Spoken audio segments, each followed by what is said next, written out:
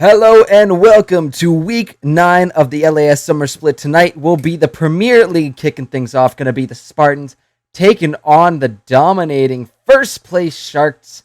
And it is sure to be a spicy couple of games tonight. You know, the undefeated Sharks have not lost a game in 8 weeks. That is right, ladies and gentlemen. You heard me right, 8 weeks. So let's see if the Spartans can knock a game off for them, or if we see this history continued to be made as the Sharks continue their winning streak here. But of course, joining us on the caster desk tonight will be one of the members from LAS. Of course, will be Overcomer. Just gonna get him on the line here, and then we can get started. But I'm looking forward to some crazy games tonight. So let's just make sure we're in there. We're gonna hop into the client as well as we're trying to get Overcomer on the line, but it shouldn't be too long.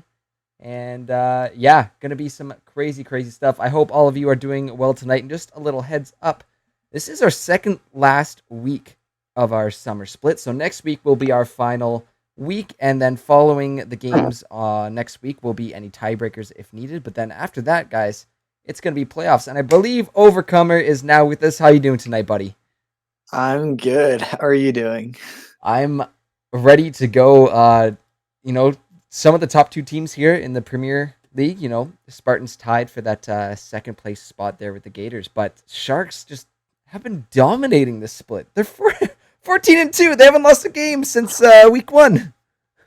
They're definitely showing off their skills as a team.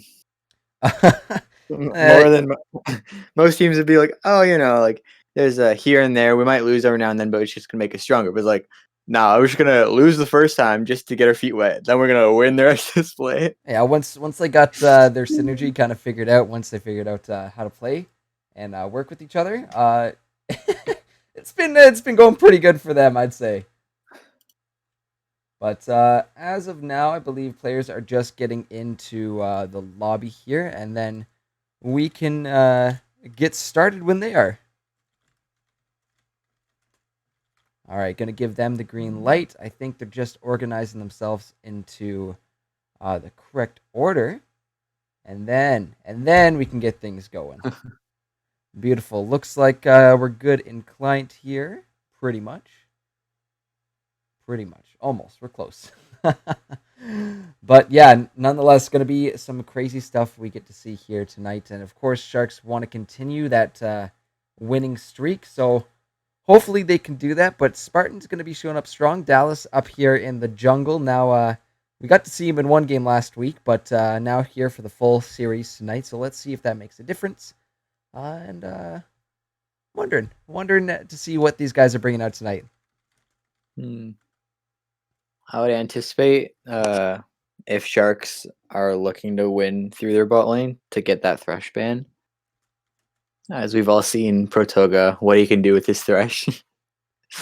Protoga's Thresh doesn't tend to miss very often. Yeah. But I mean, you also, and then Spartans also might be looking to get rid of the Yasuo from Trollwrecker, because Trollwrecker's Yasuo is one that you want to have on your team. Yeah, that's usually one. So, you'd love to have it on your team, but not play against it because it's exactly usually banned out really fast. I would don't know what Spartans will focus, but if I were on the Spartans, I would probably look at banning jungle, mid, maybe an ADC or support for second round, depending on what they pick. But kind of focusing that jungle mid pressure, as Trollwrecker and Lunar Effect have both demonstrated game in, game out how effective they are at their roles. Yeah, Lunar Effect really making his presence known on the map. He's all over the place. We've seen bust out champions like Trundle who have really good roam potential and are really great at setting up those lanes early in the game and making sure his teammates are get that ball rolling, get snowballing, get strong really early on. And that's where we've seen a lot of the success here for the Sharks come through. So just some really great synergy, really great communication, and all around great team play here. But it looks like we're readying up in PentaQ over here. So let's Let's see if we are going. And yes, pick a band starting right now. So let's see what these guys are bringing to the table for game number 1. Huh. Where does the team want to win through? It's a good question, and we might see an all around like team synergy coming out of the Sharks, but you never know until they finalize those picks and those bans. But we'll see. I'm guessing it'll be more of a team synergy kind of style we're seeing from the Sharks. Is that's really what's been working. It's like you fall off late game, I pick up late game, we're covered. Mm-hmm. Yep. Covering all their bases. We do see the Zach band out first, so already, like you said, focusing those jungle bands, and I'm sure we're gonna see a couple more, but they gotta decide. Who are you gonna ban out? Is it gonna be the scary mid laner or the scary jungler, or all the rest of the team too? There's lots of options there that the Sharks have, but Spartans obviously gonna be bringing a little heat to this match tonight too, so. Let's see what they got. LeBlanc will join the bench as well. Sharks getting rid of that one. Can of Tin does not get LeBlanc this game. No, he does not. And there goes the Jarvan from Lunar. Yeah, they're focusing Lunar so far. Zach was strong. We've seen Lunar, his presence he has from being able to jump halfway across the jungle into your lane. He does though. That's scary. Out of nowhere, suddenly a jungler appears. It's like, oh, hello there. Hey, how's it going? But Cassiopeia the Lulu band kind of questionable. Yeah, I'm not too sure. Not that Lulu's bad band, but I don't know if Protogga plays that much Lulu compared to someone like Thresh, which he might be more comfortable on. So we do see a Sewell ban. I think that's just more respect in case the Spartans do decide to pick it up as first, knowing that they won't be able to get that in the hands of Trollwrecker right away. So it's good respect. Good respect that I like to see. Now, who does Spartans decide to make advantage of with their first pick advantage? Or do they hide their hand and let the Sharks reveal it first? So maybe pick up something, for support or some. Protogga's Thresh. Honestly, it's up. It's available. Would be bad. And that's not a bad pick, right? Morgana is still on the board. I think it went over a little bit of time there, but it will be the Fiddlesticks coming through, and we might actually see that in the mid lane. So that Aftershock Middlesticks is making an appearance in pro play and starting to creep its way into solo queues. That would be fun to see. Oh, wait a minute. Hold on. Guess who has to go look up all of Aphelios' abilities because he's got like 82? I mean, I don't know about 82, but he's got a lot. Okay, maybe I was like, but Yeah, I hear you. But there's so much versatility on the Aphelios. He just has so many options of what he can do and contribute to team fights, contribute to 1v1s. It's pretty scary going up against him depending on what guns he has in his arsenal. But Spartan's gonna respond with that volley bear, and like you said, Thresh is still available. I mean, I think my favorite part of Aphelios is just the fact that he learns his abilities automatically. So you can be in the middle of a fight, and the moment you hit that level 2 advantage, if you hit level 2 first, you can go straight into fighting and not have to worry about that extra second of leveling up your abilities. And a Sivir picked up here for the Spartans bot lane, so maybe more of a safe farming kind of lane from them, knowing that the Aphelios can be very, very potent. So just going to beef up and get Sivir to that late game stage where she does become an extreme threat, along with the that ultimate of hers where she can speed up the rest of the team. Pair that with a volley bear and a Fiddlesticks ult. Yeah. Good stuff. Like, hello. Yeah. Yeah. No, it's also a good response pick, knowing they have an Orin, because if an Orin gets a CC off, especially on a backline, it makes it that much easier for the team to turn around and kill that back line without having to overcommit too far. Yes, indeed. But so we see another Shyvana picked up. We saw it in the mid. Was it mid lane last night? I believe it was. But still, the Dark Harvest pops from Shyvana. Really, really not something to be underestimated. So got to respect that damage that's going to be coming out there. However, Sharks don't have a jungler yet, so it could potentially be picked up for Lunar Effect. We'll have to see where where these champions are going as we both both have a little laugh seeing the Yumiko thing. It's interesting to see both teams focusing supports here over another pick. I mean, Spartans are kind of in a good spot because you can flex Volibear between jungle and top lane. I mean, and realistically, low-key trolling, you could put a mid lane if you wanted to. But you could ban out maybe another top laner you might not want to deal with that could beat out Ornn or another I don't know, something along those lines. Like supports are good to ban, but there's always multiple options to consider. And again, talking about supports, don't know if that is a Vel'Koz mid or Shyvana mid. It could possibly even be a Vel'Koz support here. So the amount of damage the Sharks could potentially have in their bot lane is devastating. So Sivir is definitely a smart pickup there, having the spell shield and having the ability to just clear waves on demand is just. It's like, oh, you thought you had a triple wave on me? No. I have the wave. I have the wave on you. That's why I love playing Sivir and ARM. It's like, wait, you were trying to farm? No. Nice, yes. It's like, oh, you're pushing a tower and we're just spawning because you aced us? No. Press R, run fast. We meet you at tower. Oh, what a bot lane it is going to be. A really safe one for the Spartans. So I can't see the Sharks focusing or even trying to gank that bot lane. That is just going to be terrible to get in the face of.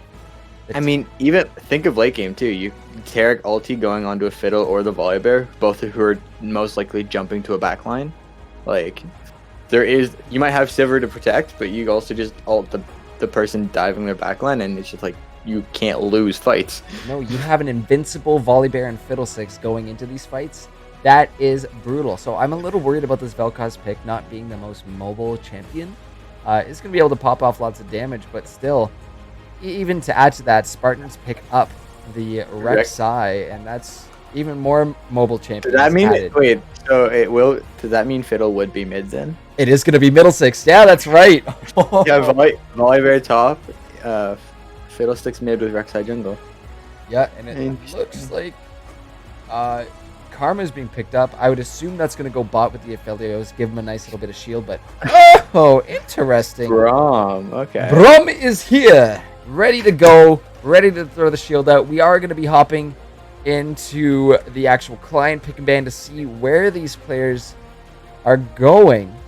But yeah, Shyvana in the jungle there for Lunar Effect is what I'm seeing. And Vel'Koz in the mid lane there for Troll Wrecker. Nasty. lot of damage from the Sharks, but Spartans have so much mobility and can just get in the faces. Team fight. Yeah, team fight. Team fight. It's just like, I think if we're talking, I guess not like win condition necessarily, but if Sharks are looking to win this game, they can't rely on a team fight. Unless if they snowball and get early leads, they can look to snowball. They can look to fight more. But if they try to fight early, I don't think they'd win. No, they got to keep a really good tracker on the Tarek ultimates, because those are going to be making and breaking these team fights. You just go invincible, so there's not really much you can do up against that. They at least have the disengage option from the Brom ult, from the Ornn Horn as well too. But still, combined with the Sivir ult, the Spartans are going to be getting in the Sharks' face. So, Sharks really have to play this smart. Find a pick here or there. There's still a lot of damage between that mid and bot lane. Of course, with Shyvana roaming around. Sharks having the red side are probably going to be prioritizing those dragons early on, so might see them rotate around to those, while Spartans just farm up and look to take that lead as we move into the mid-late game? I would assume Dallas will be sitting probably more with the volley bear compared to going for that bot lane, just because your bot lane, it's a Sivir Taric. Like, you already don't have too much worry about being ganked to begin with, unless you're like playing overconfident and not warding and whatnot. But at the same time, putting that volley bear ahead, freeing up the top half of the map to get heralds, knowing you're against the Shyvana, would considerably help aid you, because if you know you're going to lose that dragon, you can at least set yourself up for the late game. Yeah, they want to get Volley probably ahead. He does get really, with the recent patch on Volley Bear in 10.12, Volley Bear's been an absolute menace, and it's really surprising how much damage this guy can output. So gonna have to respect that team fight ability from the Spartans here tonight. Oh my goodness, this is gonna be spicy. This is just as soon as those level 6. Oh, it's always high action here, but especially so tonight. This is just fast. They have the need for speed and want to prove it. As soon as those level 6 come across the board here for Spartans, we're gonna be seeing some crazy stuff go down. It's gonna be like, oh, it's 2v2. Now it's 3v2. Now the entire Spartan squad is here. Oh my god. Where did it come from?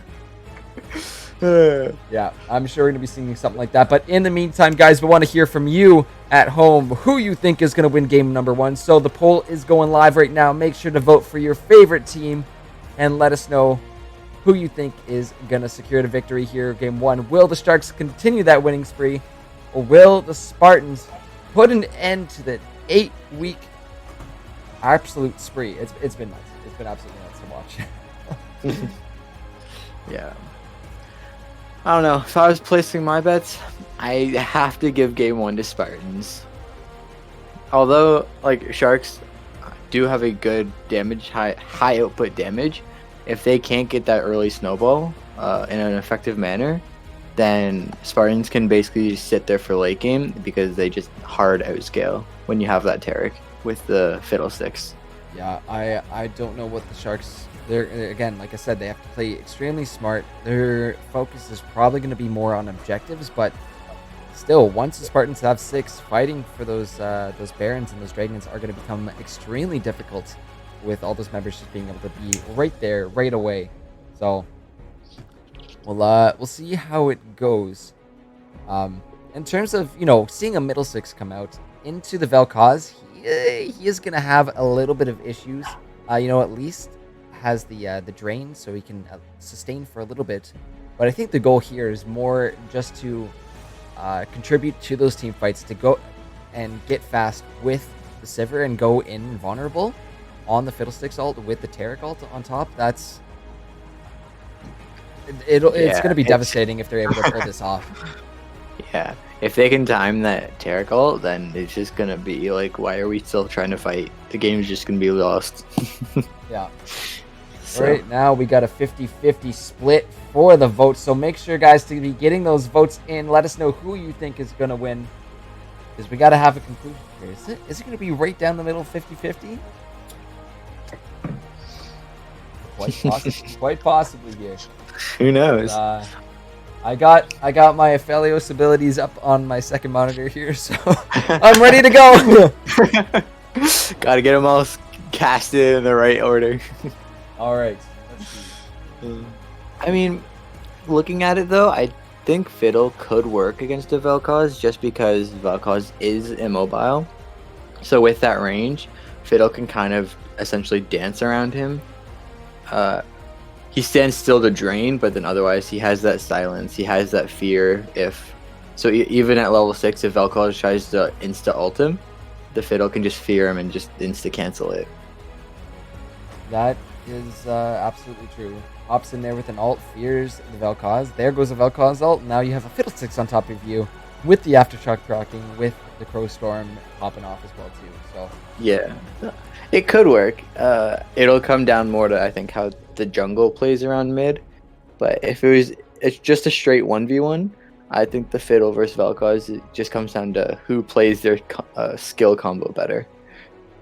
Yeah, and we'll have to see. I don't believe we've seen an Aphelios. Have we, Overcomer?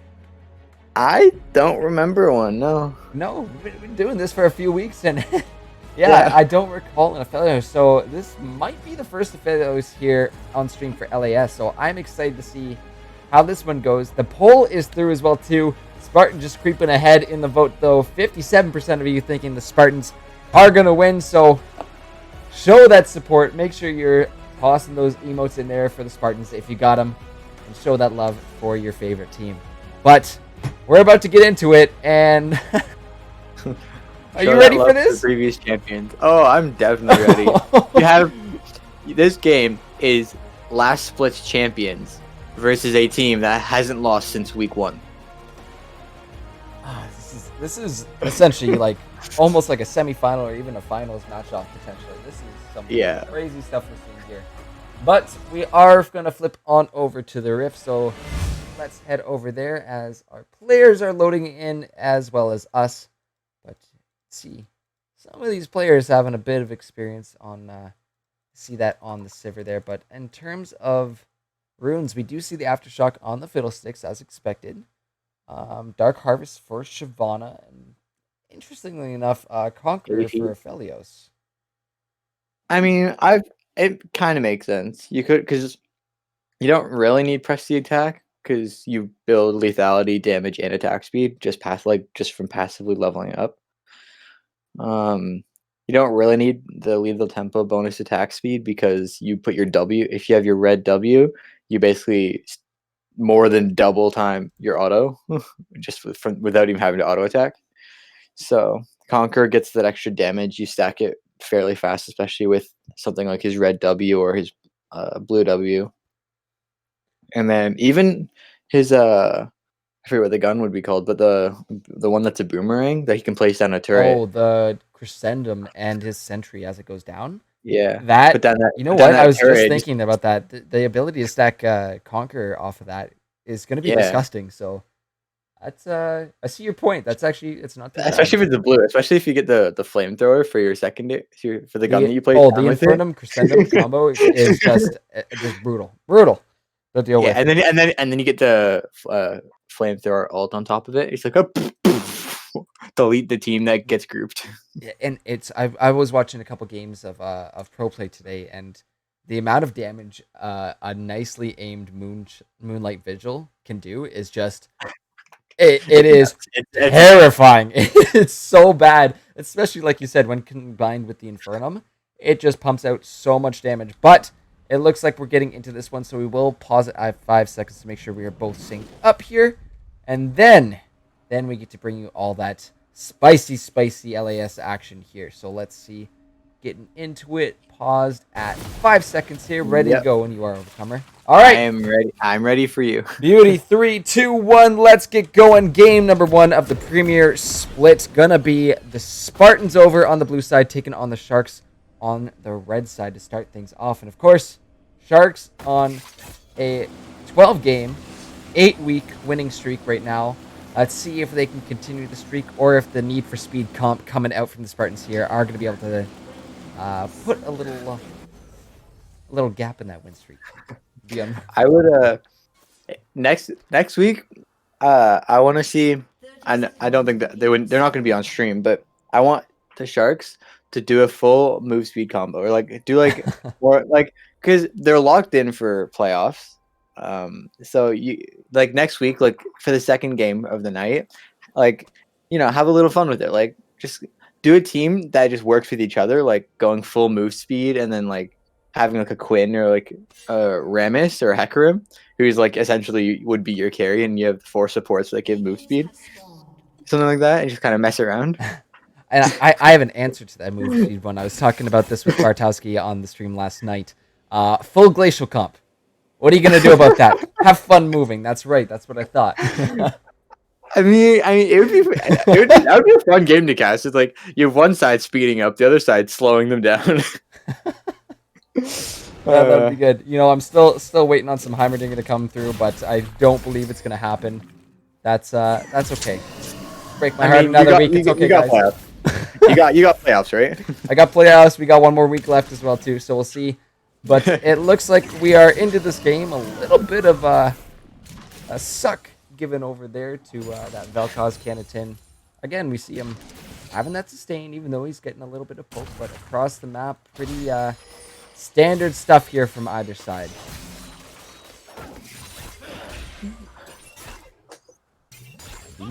Let's see if I've got the weapons right here. He should start with his sniper and his lifesteal pistol. So the Calibrum and Yeah. yeah. Look at me go. Yeah. And then, correct me if I'm wrong. He gets the Gravitum, the purple one. Yes, you'll have next. that next, which is You'll get honestly purple and then flamethrower. combined with the Braum. They might have a decent amount of lockdown ability, so there's a slight chance we do see Lunar Effect make his way down here. He is up on his red side, starting the path on down to the blue. So potential ganking here from the Shark side. It'll be interesting to see where Jungle Prio ends up after like they both hit level 6. Just kind of watching. Oh, keeping talking track about of where they go. jungle. Look at this. Look where Dallas is. Oh, no. When did he even sneak in there? Back in mid though. Canatin taking a bunch of damage, but restoring it right back up. But Dallas is in. He's looking. He gets the knockup on the K-God. There's the shield from the Guardian, and the flash is burned to get out. Well, luckily enough, able to make it out of that one, but it will be at the cost of a flash there for actually 2 summoners, the heal and the flash. Yeah. So Tarek did use his ignite there, but an ignite is well worth getting a flash out of it and heal. Yep, 2-for-1 special right there. But right now, Dallas may be in a little bit of trouble as actually it's the Tarek stun on K-God as Ravensman is chasing him down. There comes the Calibrum, but the wall does not matter because Ravenman is going to go ahead and pick up first blood with the help of his support. Braum does end up dropping there, so unfortunate to see a nice little rotation coming out from the Spartans. Yeah, and that's definitely not something you want to keep making a habit of in that game, because if that's what the Spartans need to win this game faster. They're already looking to play for late game because they win the later the game goes on. But if Spartans can get these early leads and not let Sharks get that snowball that they require for their damage comp they have, then it's a very comfortable spot for the Spartans to sit in. Yeah, we do happen to have a little bit of a pause here. Hopefully it does not go too long here. But yeah, just looking across here, interesting to see Volley starting with a Corrupting Pot up top. Gonna be scary when he starts trading as those stacks are burning down. But it is an orange, so have to get through all the tankiness first. But we're back into this one now though, and K-God has rejoined his bot laner there. But nothing too great. No, just as I say it, Lunar Effect makes his way up top. Wayfinder Temple already at half health and forced to flash away to avoid getting knocked up by the Braum. And the last little bit of chip damage there from Lunar Effect. Just gonna get that flash from Wayfinder and make his way out. Oh, wait a minute. Canatin dealing a reasonable amount of damage there, and Troiker doesn't have the mana to trade back right now. So he's gonna just go for a back. You also see the difference in CS. The Fiddle can put out so much more wave clear because he can drain the whole wave. Whereas with one ability, if Vel'Koz wants to kind of do a fast wave clear like that, he needs to use at least 2 abilities, sometimes even 3.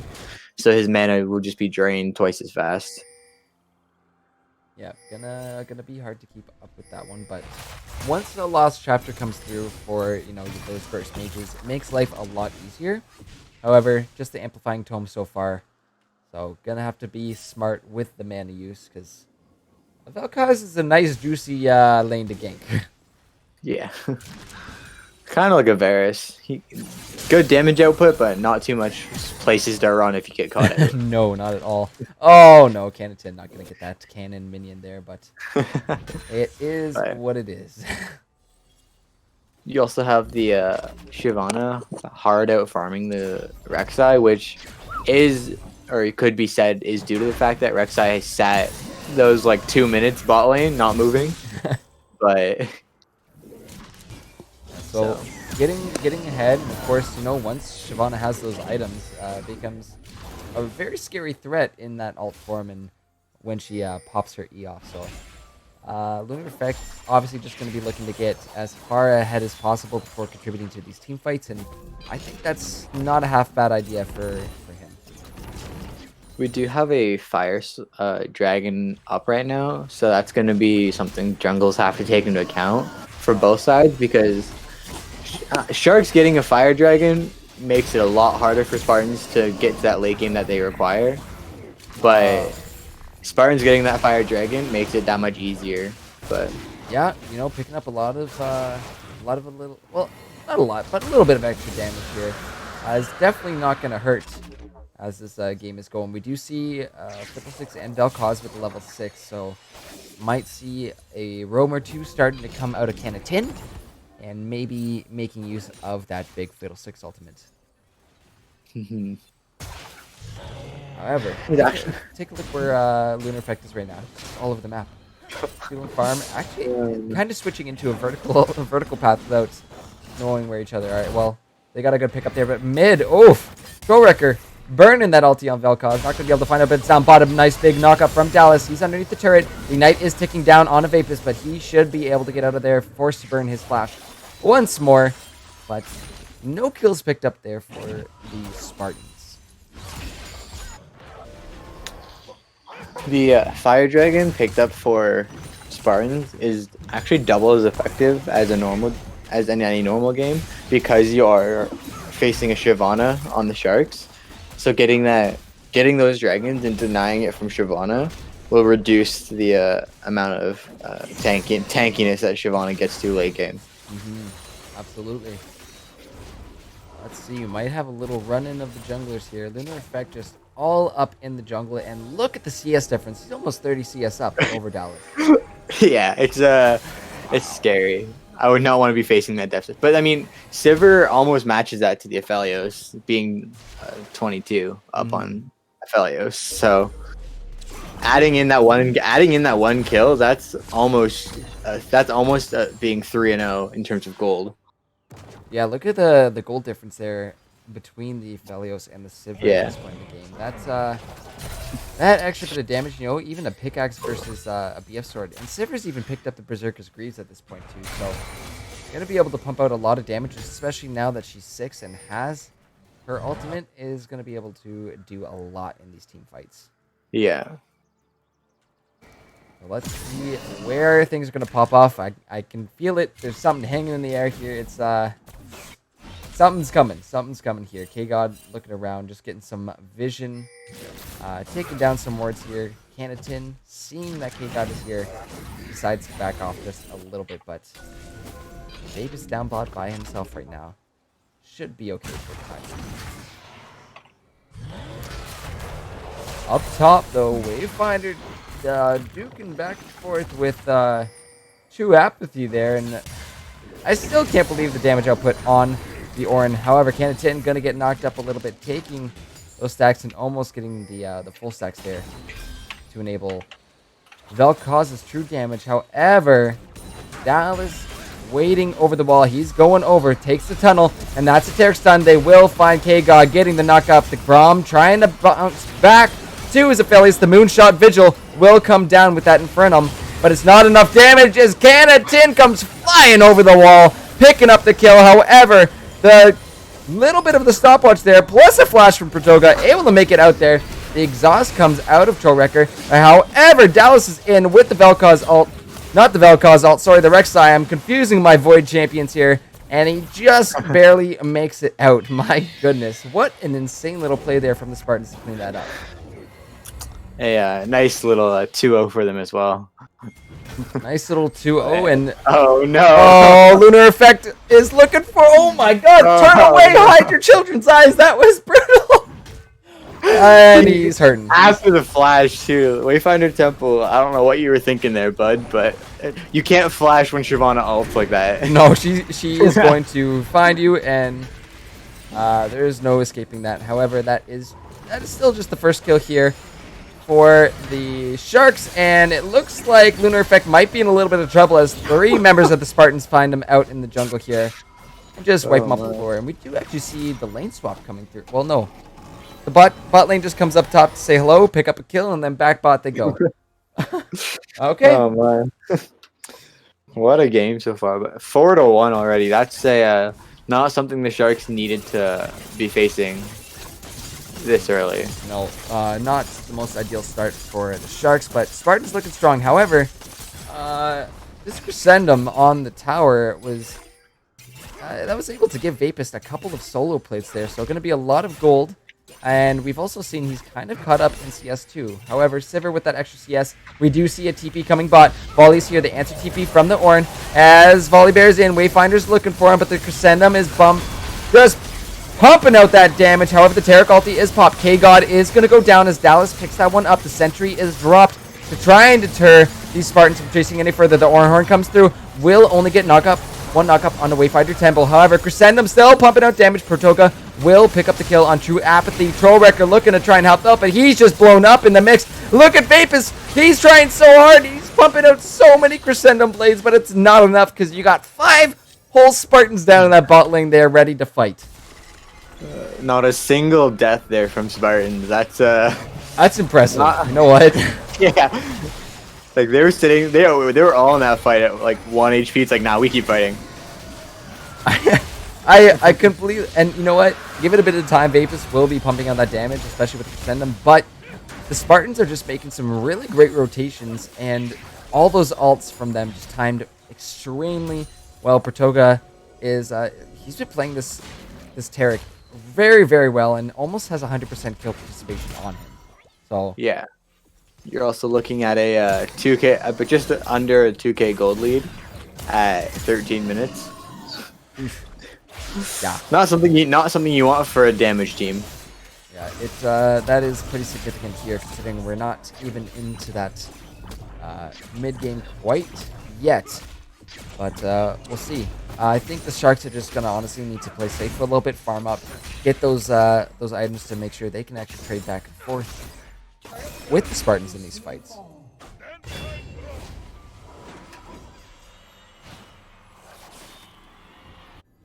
But yeah, that's Spartan crew doing a lot of work together. So some great communication in order to pull those moves off. So very well done by them as they also pick up a second dragon. It will be a mountain soul for this game, and having a little bit of extra tank is definitely not going to hurt to have. Yeah. When if Spartans manage to pick up Mountain Soul, that's just gonna make their already dangerous team comp become godlike. So you don't want to allow them to have a free Dragon Soul like that.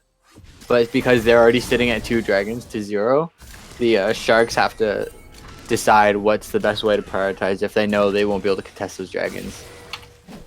Yeah, I'm not too sure what they do. The Sharks were still able to get the Herald, but not quite able to find that top lane turret with it.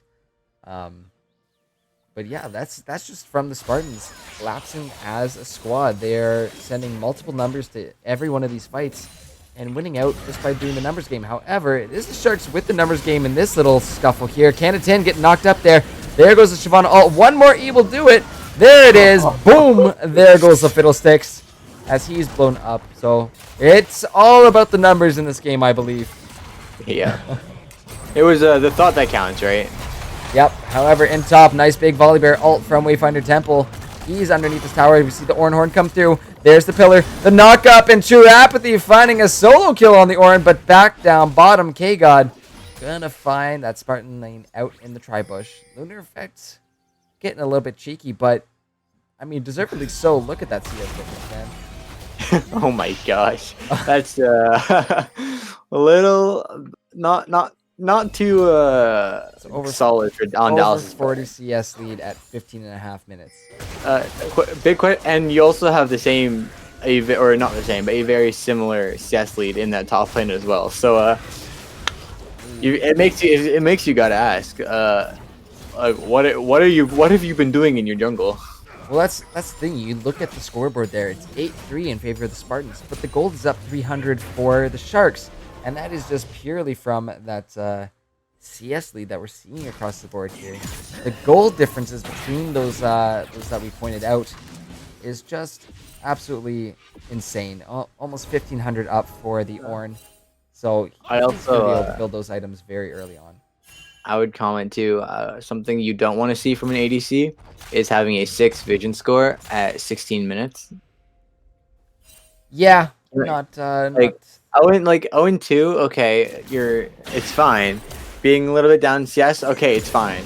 But having 0 vision like that, especially when the team you're facing is winning as hard as they are, that's not helping your case anywhere.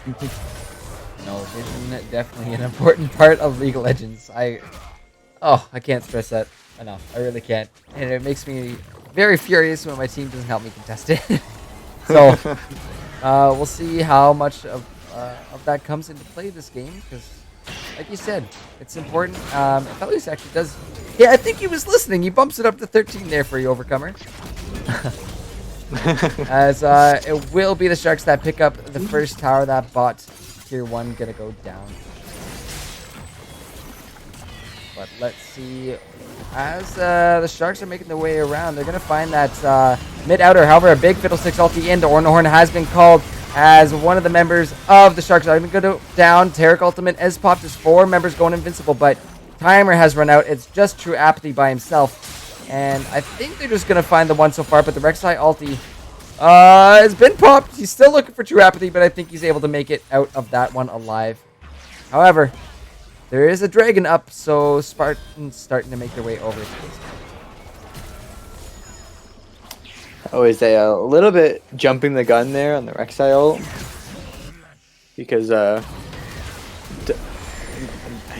Rek'Sai would have had sweeper up, so you could have let the Ornn go over by himself, and then you could just get around using your tunnel using sweeper. Check this out. The crescendum is actually coming out. Look at the damage it's pumping as Wayfinder's forced to flash away, but a big moonshot.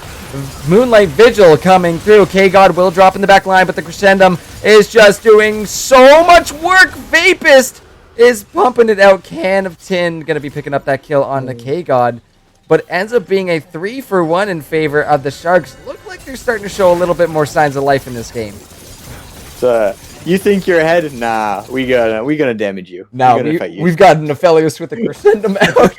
Look, like, and the closer you get to him, that's the thing. The more damage he's gonna do, because those things are bouncing back faster and faster, and he's just able to rip through turrets. Look at him go. Yeah, it's definitely not something to forget that Aphelios can 1v5 late games, so you don't want to just say, oh yeah, we're winning, so therefore we kill you because you're 0-2. Like, no. No, that focus is really going to need to be put on Vapist if the Spartans want to make sure this doesn't get out of hand. You know, that gold lead is starting to swing into the favor of the Sharks now. 31, almost 32k to 29.5. Yeah. See some pizza slices being slung there at K-God, but he just wards up that Baron Pit, and unfortunately there is a control word there in place, so gonna have to clean that out. He's like, I don't want that pizza. Back off. No thank you. No pizza, please. But yeah, you also have like the vision difference between ADCs has started to catch up. But then look at that vision difference between the Fiddlesticks and the Buzz.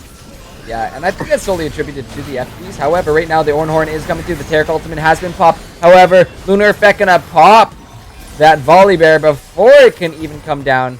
So just showing how much damage he pumps out. Vapus in the back line, keeping Can of Tin and Dallas off of these fights.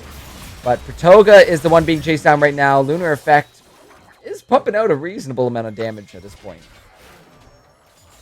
And it looks maybe they're calling for the Baron. I mean, they do have a gold lead, a significant gold lead at that.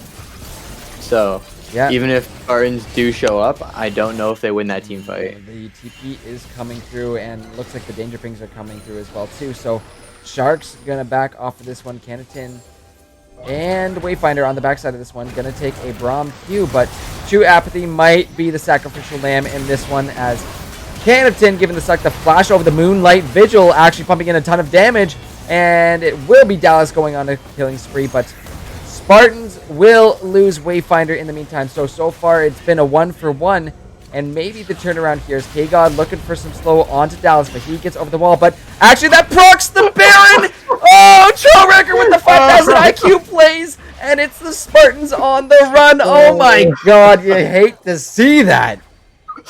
The number of times I've done that to people too, it's annoying. You hate it being done to yourself, but when you do it to other people, you're just like, yes, this is what League was meant for. It's all coming together. My plan is finally being enacted. Thank you, Rito. That was so back and forth. The Sharks are the ones who call the Baron, are looking to maybe start it, but Spartans come in with the TP, force them off. They do lose, I believe lose their support. No, it wasn't their support in that fight, was it? Maybe. They lose one member, but then they turn it right back around. The massive Moonlight Vigil from Vapus, followed up with the, is it Disintegration Ray, I want to say, from Trollwrecker? Yeah, it is. Yes, it is. So a lot of damage being pumped out from those two. Just even things out, and then the tides quickly change there for the Spartans. Definitely a spicy game now. Oh, it's kills aren't as bad. Now, think about it though. The kills were 8-1 in favor of Spartans, and now it's 11-9. They've I don't know what you're doing at this point. Like, you had your lead. Yep, and I'm not too sure where it went. A couple of misplays, a couple of mistimed picks. That's really all it takes. But Sharks, again, they're biding their time. They're waiting.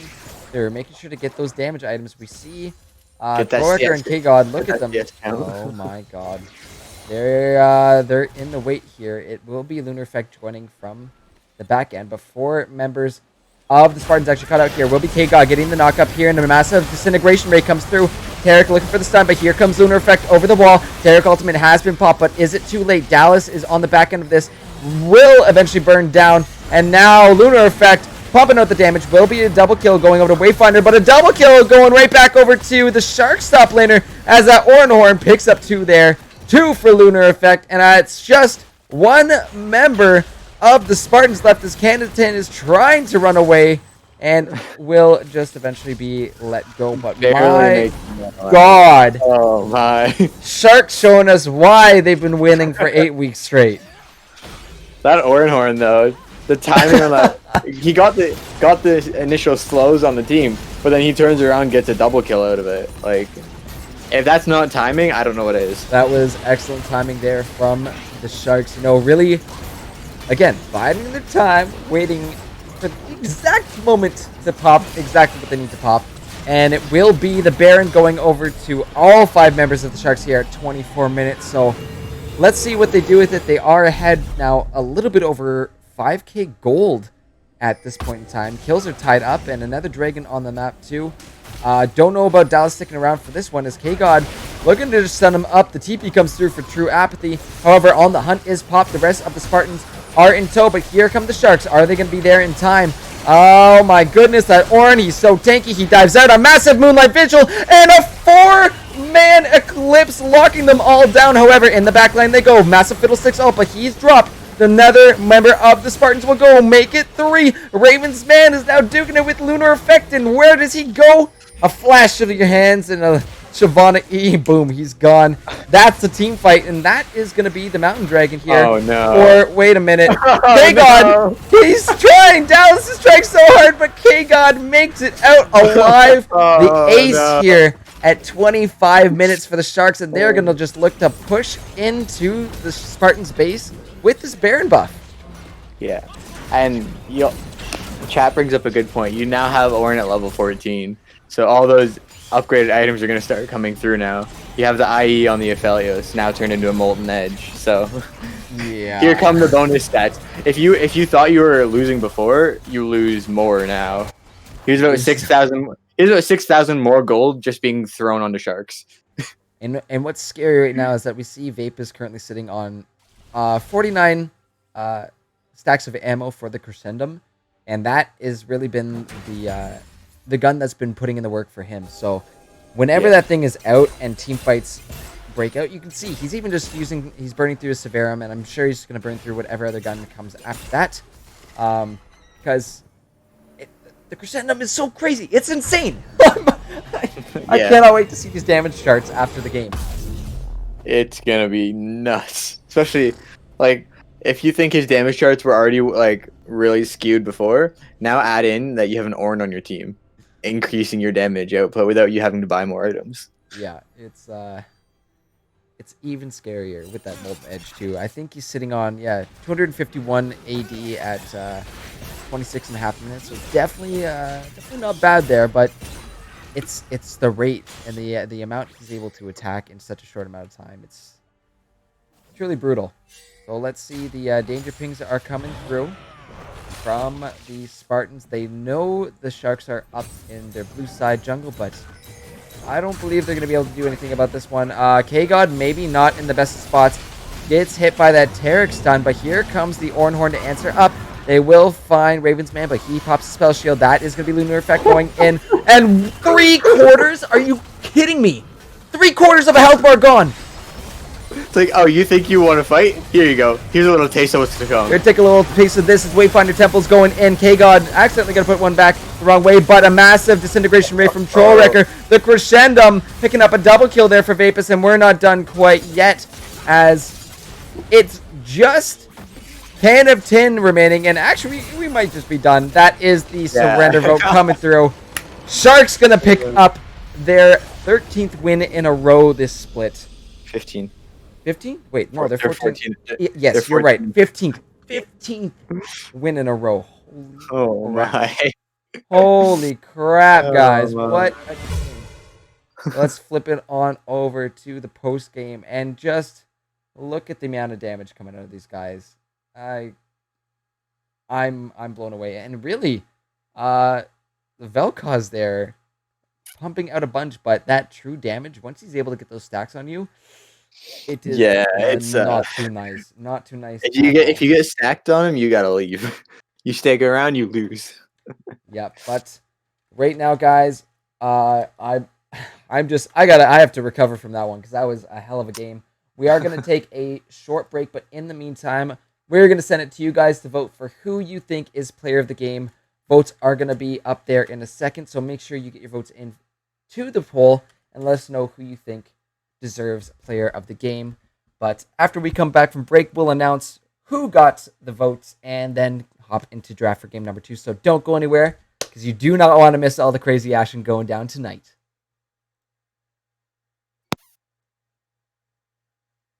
There we go. All right, we'll be back now.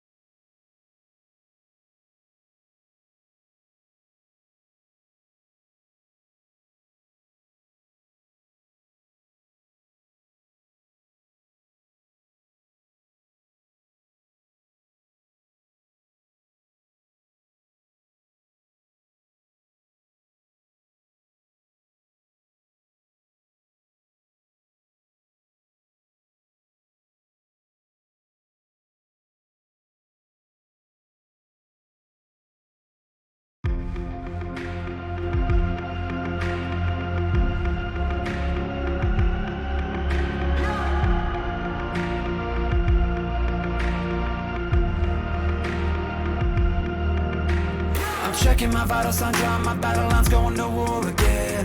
Feeling the rhythm inside of my chest, all I need is just a pen. I know I was born for this. I know I was born for this. Don't care for the critics, my words are like physics, a force that they can't stop. They just don't get it, I think they forget I'm not done till I'm on top. I know I was born for this. I know I was born for this.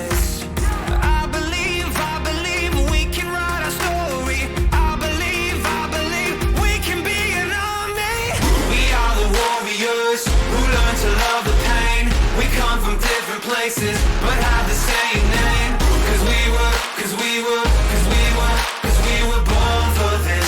we were born for this. We are the broken ones who chose to spark a flame. Watch as our fire rages, our hearts are never tame. Cause we were born for this. We were born for this. I've struggled for years and through all of the tears I faced the doubts I hide. I never gave in to my fears deep within cause I heard my voice inside. I know I was born for this. I know I was born for this. I will never lose my voice if I cut out all the noise. I know I was born for this. I know I was born for this. I believe we can write a story. I believe we can be an army. We are the warriors who learn to love the pain. We come from different places but have the same name. Cause we were born for this. We were born for this. We are the broken ones who chose to spark a flame. Watch as our fire rages, our hearts are never tame. Cause we were born for this. We were born for this.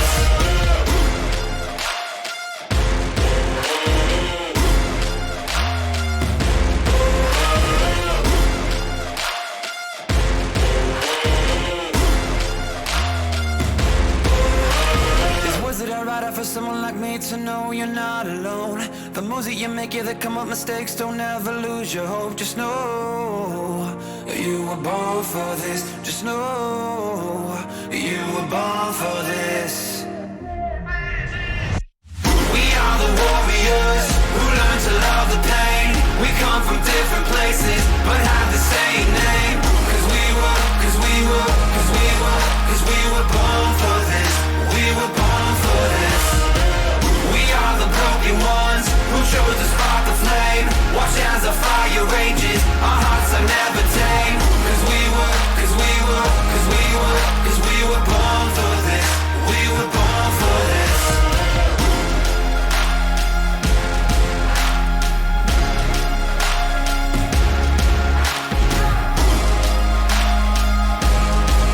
We were born for this. We were born for this.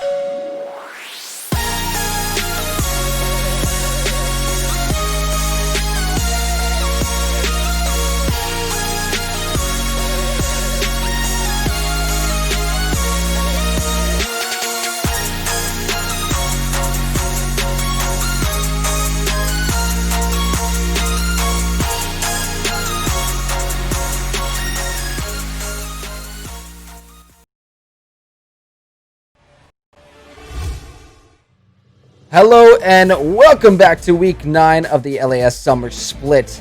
After an insane game number 1, Sharks continue their winning streak here, going 15-0 within the past previous games, only dropping those first 2 at the beginning. But we still have one more game to go, so Spartans have another chance to destroy those dreams of the Sharks. But I don't know.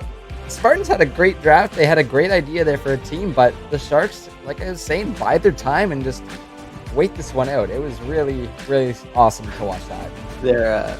They're sitting, as their name suggests, as a typical Shark would, wait for the right moment to strike, and then at that point they just dominate their opponent. Bum, bum, bum, bum, bum, bum, bum. Pretty much. If you were to have music like that in the background for these games, it would be you would just hear that getting louder, creeping in, and then one team fight, and they just jump out of the water. It's like, hello. You know what?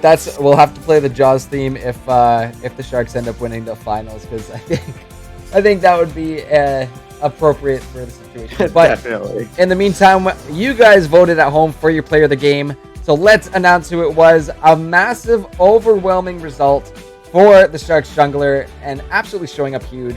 Great work by Lunar Effect, going 7-1-10 on that Shyvana, and really just put in so much work around the map. Got so ahead in CS and became a terrifying threat to the Spartans as the game progressed. So awesome job, and congratulations Lunar Effect on player of the game. But we'll give players the green light now and let them know we are good to go. And we can hop into draft for game number 2. That's a little questionable for Spartans. Like, what do you ban at this point? Everything. Like, because you can't fully ban just Lunar Effect, because that allows, Trollwrecker to jump on his Yasuo if you don't ban it. It gives Protogga the option of playing Thresh if you don't ban it. Mm-hmm. So, a lot of. But at the same time, like, Lunar Effect, he has Diana, he has Olaf, he has Shyvana, he has Jarvan, like, he has Zac. Like, you'd need to 5-ban him. But even how then, deep does his pool go? Exactly. Like, he will play anything that you don't ban. So what do you do then? Yeah, I'm not too sure about that, but we see the pick starting to come through, or the ban, starting to come through, and again targeting Lunar. Again, that Zac, that Jarvan, gonna be sitting on the bench, but we'll see what gets picked up here. I'd like to see the Spartans pick up that Thresh for Protogga. It just offers a lot of options for them. Having the Flay to get people off. Lunar Effect diving in on your ADC, sit beside him and make sure he's safe. But having a Nautilus or Leona offers that same kind of utility in those team fights. But gonna have to be smart about some of these picks here. Okay. Ezreal's a little questionable. I think it's reasonable. It's still a scary pick, but there's a lot more that could be banned. Just looking at client, we do see Vapus currently lined up mid lane, Trollwrecker lined up ADC right now. I think they might be a little bit out of order, so they'll be getting into correct order, fixing themselves relatively soon. And it's there's the Yasuo did not get banned, so the first pick up there for the Sharks will be going into the hands of Trollwrecker. But Spartans immediately respond, do not want that Shyvana going back over to Lunar Effect, so they're going to pick it up for Dallas. But I don't know. Just because you take it away from him doesn't mean you're doing a good thing. He's got a lot of other scary picks too. Not even scary picks. He'll just sit there and play whoever counters Shyvana. Like, so it's a win and a loss. He can't have it, but he'll just counter you anyways. So what do you do then? I'm not too sure. However, see the Aphelios coming out again, so it gives me a little bit more time to practice calling out the Aphelios skill shots. And actually, there's the Thresh. Taken away from Protogga. So there is the option, if the Spartans want, they could pick a Morgana here to counter the Thresh, having that Black Shield option really takes away from those heavy engages that would be, excuse me, onto Varus. Considering, like you were saying in the last game, not the most mobile champion, but still able to pop out lots of damage. However, if that Thresh is able to get a hold of him with the death sentence, it's not too great there for Mr. Varus. I mean, if you get a Morgana, you get a Leona, you get a Nautilus, it kind of counter effective. Okay. That too. Okay, yeah, Rakan, I see it. He can protect and he can engage pretty damn hard. So, And he can ult if Thresh gets too threatening, he'll just ult. Yep, that is also true. You get a Thresh in there, you have the knockup from Rakan, you have the charm ability to zip around that team and make sure the focus isn't on the ADC. However, the guns from Aphelios being turned on you is not what you want either. So Protogga's gonna have to be smart about taking the engages, but of course, I would think more defense. I mean, if he goes like a tanky build, gets like Thornmail, gets Gargoyle Stone Plate maybe. You can't, and then he gets I forget what it's called, the anti-crit tank item. Randuin's Omen. Right, yeah. Yes, So like if he picks up items like those, then the Yasuo can't really do anything. The Aphelios can't do anything. Like he can kind of sit there. And it's like, "Ha, you can't kill me." Oh wait, you thought I'm about to die? No, I'm about to gain 5,000 health. Try killing me again. Now we did see Dallas pick up the Shyvana last week, and he was popping out some relatively decent damage. So we'll have to watch for that on the rotations, especially the fact that we're seeing Shyvana's being picked up on the red side tonight, and again, that goal is to be getting those early dragons, to be getting them on spawn, to get Shyvana ahead and get that little bit of extra advantage over to her. But let's see what these teams are going to finalize their comps out with here. Mordekaiser, solid ban because of the otherwise he would be able to take out that Thresh, take out the Aphelios. So I would like to see maybe some knockup coming into the kit. You only have the Flay right now from Thresh. Malphite top question mark. Let's do it. Let's do. You know what? Deep down in my heart, I was. That's what I was thinking, but I didn't want to say it. But you say it for me. However, Lunar Effect gonna be getting that echo, unless it's Yasuo mid. So yeah, that echo will be going into the jungle for Lunar. Nasty. Oh. That's gonna be. If you thought last game was spicy, this one's gonna be a jalapeno. Spicy jalapeno. Cheese stuffed jalapeno. This thing's gonna be something. But Orin again. Yeah. You know what? True Apathy did a solid job on that Orin last game. Even picking up a solo kill there on to Wayfinder. It was pretty good. However, this is probably going to be Renekton mid if it is that Poppy being picked up for the top lane. Okay. You know what? I respect the Poppy pick. I am a fan of Poppy. Can pump out a surprising amount of damage, but the fact that she's just able to say no dives. like Edna from The Incredibles with no capes. It counters the echo. It does counter the Yasuo. They could, if Spartans play it right, they could win. However, similar to first game, they do lack a lot of that early game to mid game damage, especially. Just they're a lot heavier on the tank side than they are on the damage side. Whereas Sharks are again looking at a really high damage kind of not burst comp, but kind of like we kill you before you kill us.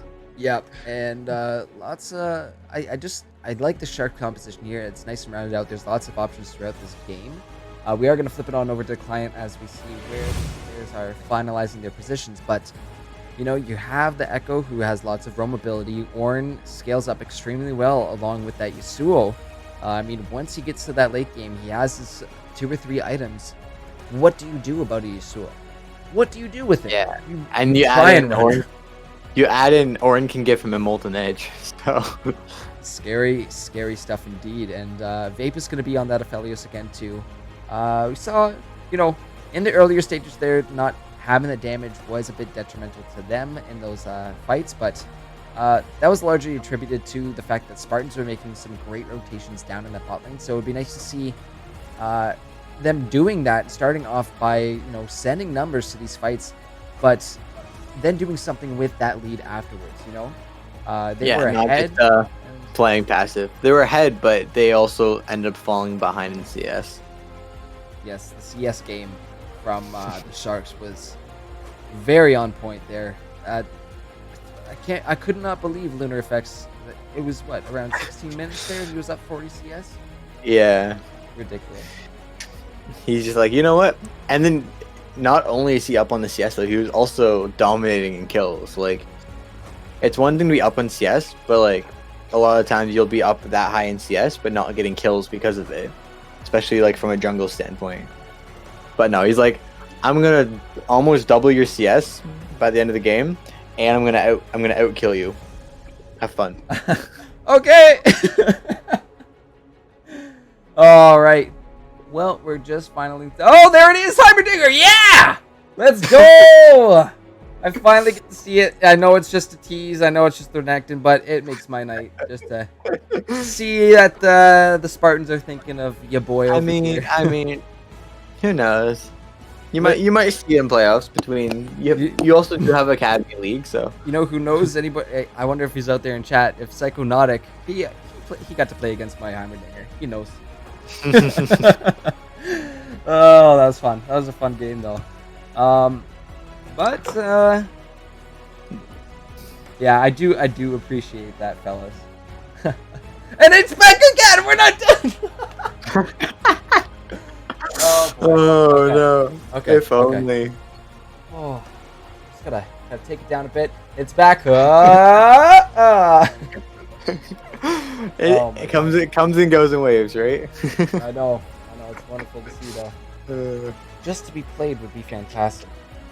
I mean, you got the Academy League too, so between that's what you have. Wait, what is it? Best of five, no, I'm thinking. Let's say, for an example's sake, 5 games for both semis and playoffs, just so it's easier to calculate. That's 10. That would be 10 games between the 2 leagues, so that's 14 possible games left in the split. This is true, but we only get to stream 2. Well, no. Yeah, 2 of them for premiere next week. But maybe we'll see it. Maybe you guys bust it out. It's Gators Phantoms next week, so just saying. Just gonna pass that along over to you. All right. Well, guys, as we are counting down on the spectator delay, we want to hear from you guys who you think is gonna win game number 2. So the poll is going live. Make sure to vote for your favorite team. Will the Sharks be able to continue that winning spree and go 16 games up, or will the Spartans destroy their dreams and finally put an end to the streak? However, we'll all have to see how it goes as we get on to the Rift. But 3 minutes left to go. What are you thinking, Overcomer? Who's going to be winning this one? I mean, putting aside last game's performance, I'm going to give it to Sharks this game just because you have K-God on Thresh, which he has shown is effective. Although Protoga we know is like a god on Thresh, K-God is not someone to mess around with either. Adding in, we've seen Vapist on Aphelios. Troll Wrecker is sitting on his main, being Yasuo. Lunar Effect on his Echo, which he plays a lot more than a lot of jungles, and then True Apathy on the Orin again. So even if if Sharks tie in terms of gold laning phase, whatever it is, Orin hits level 14, Sharks win. So it is going to be a little worrisome considering the 2 big scaling champs we see there, and even Aphelios can be kind of thrown in the mix with that. But the Orin and Yasuo are going to be able to scale like crazy. So, like the Sharks did last game, they might just play it safe and look for picks here and there. But as the game progresses, they are going to become so damn scary. So Spartans really need to push their advantages in this early game and get the ball rolling before it gets to a point of no return.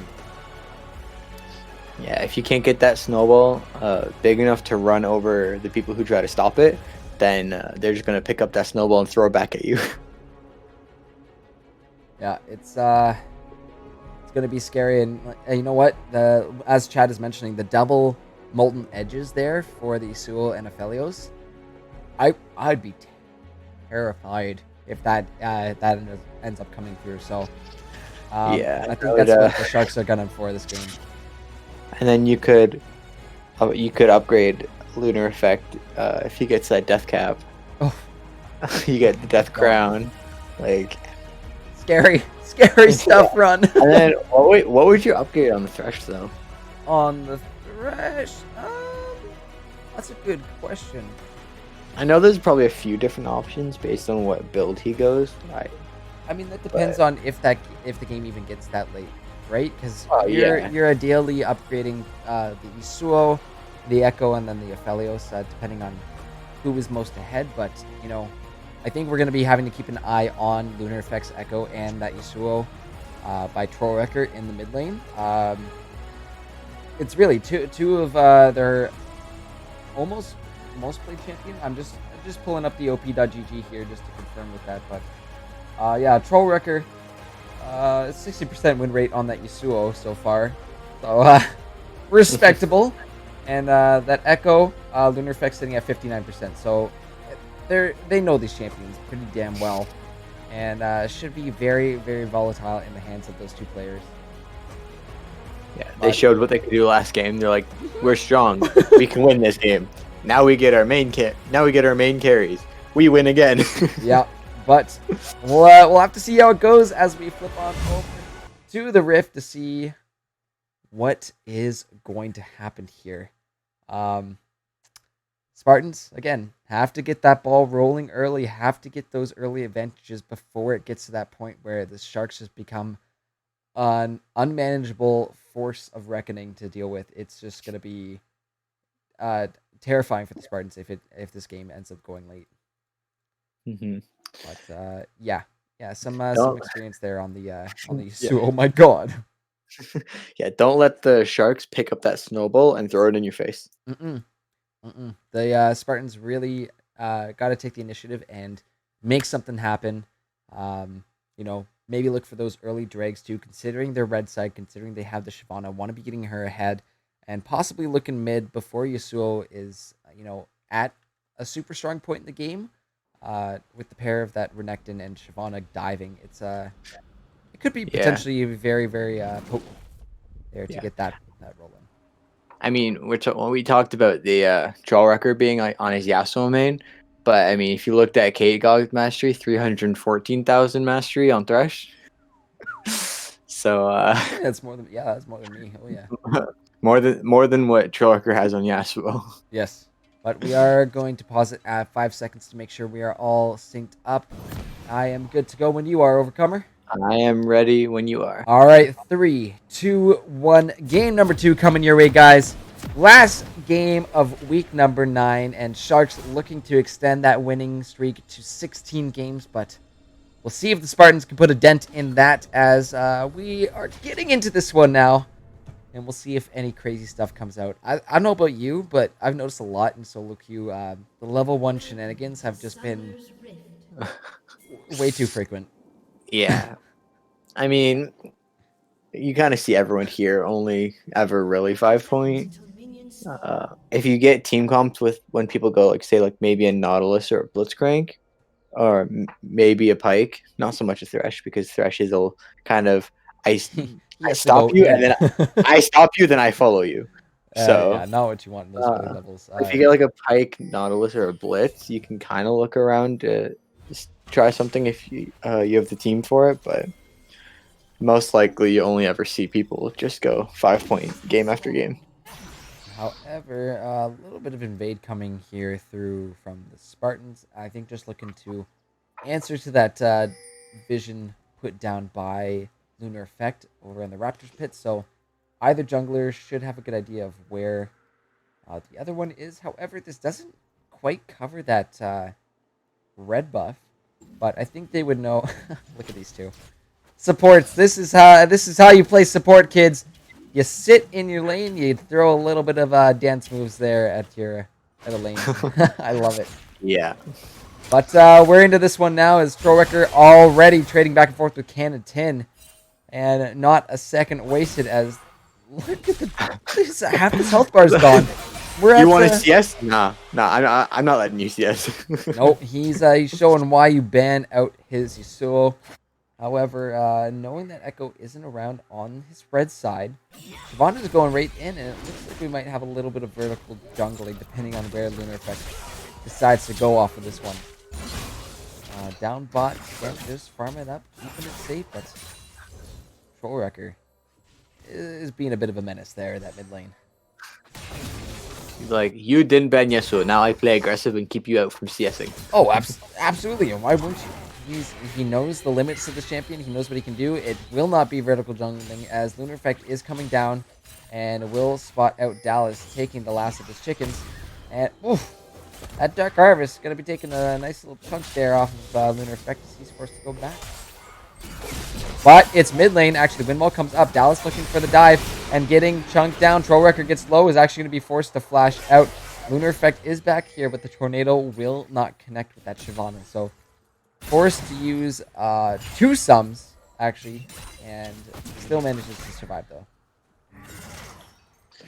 Definitely a well-timed gank. I don't really know what the team call would have been there, because if Lunar Effect had spotted Dallas there on his Raptors, then Trollwrecker, in theory, should have begun to back off or play on his top side, but he kept playing pushed up on River on the bot side of his lane.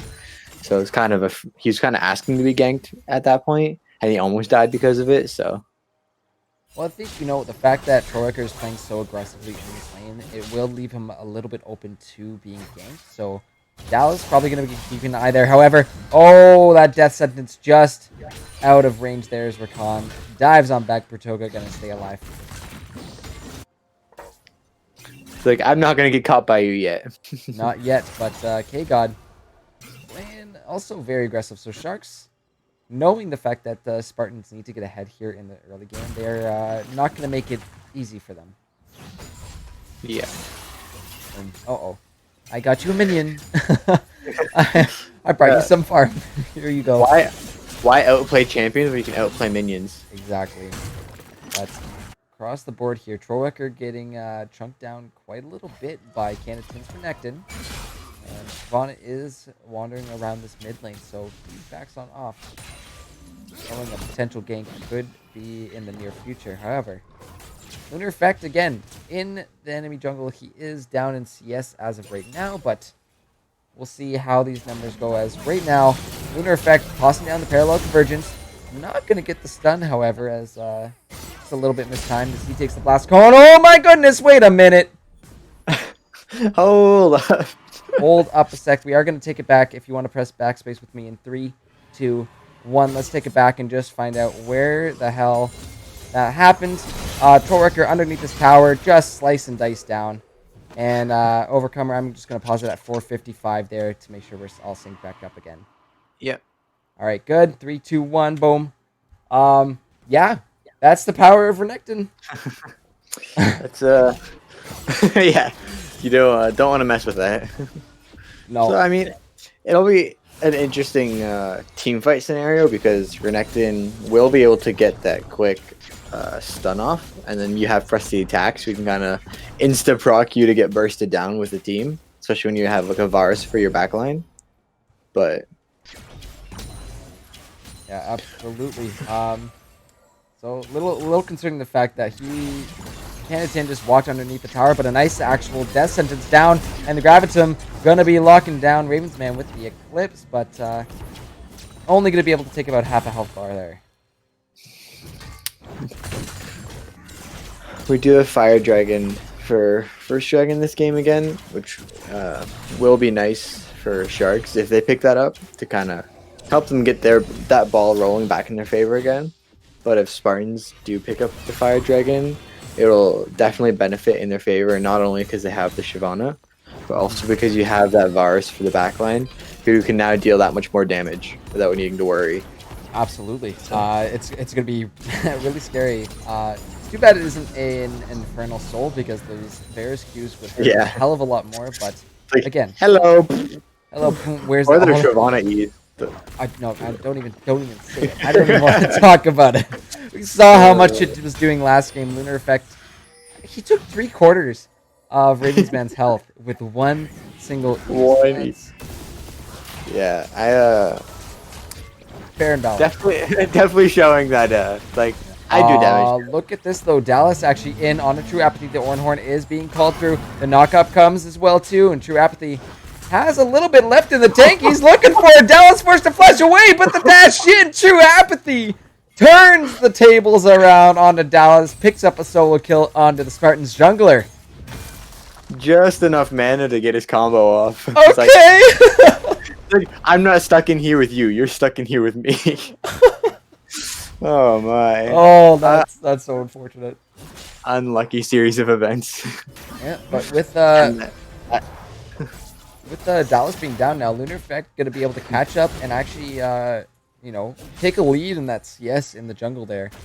And now, this is what we were saying. It's the part where Spartans need to sustain their snowball, right? Dallas started off by going ahead and stealing some of Lunar Effect's farm, but now not going to be working out too well. However, Canada caught out in the mid lane, locked down by the Eclipse, and that's a Lantern bringing on in his mid laner, but Canada going to be forced to flash on out of that one. However, Varus Poke looking for a little bit here. Just something quick. Look at the CS difference mid lane. Not that's reasonable. little questionable there on Joe Recker's part. Yeah, a little bit of a difference there. However, True Apathy going back and forth again, but it's just going to be a bit of a wet noodle fight.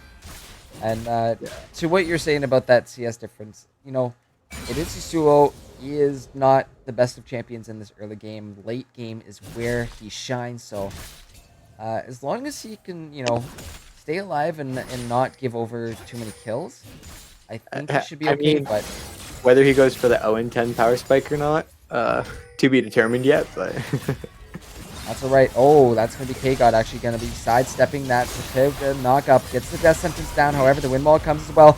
The Varus ulti to lock down this Thresh, and why not just toss a Q in there too? Spartans find themselves a kill on that Thresh. But back in the mid lane, True Apathy has joined this little skirmish. Troll Wrecker is floating around with his top laner, but it's a bit of a scuffle across the mid lane into the Dragon Pit. And it looks like the Spartans want to start up this Infernal. Yeah, I mean, they have the advantage here with it being Shyvana. So I thought we were going to see something there, but slightly disappointed. I mean, Lunar Effect did have his ult, so he would have had a chance to go in. Yeah, the parallel convergence came down as well too, but I think the threat of Wayfinder's Poppy just sitting along the back side of the pit, probably good respect to say, no, I'm not going to go in because there's enough CC there to probably lock him down before he can pop his ult off. He would have to smite as he goes over the wall and then ult instantly. Yeah, so but just playing it safe. Combo like that. Combo like that you don't see very often.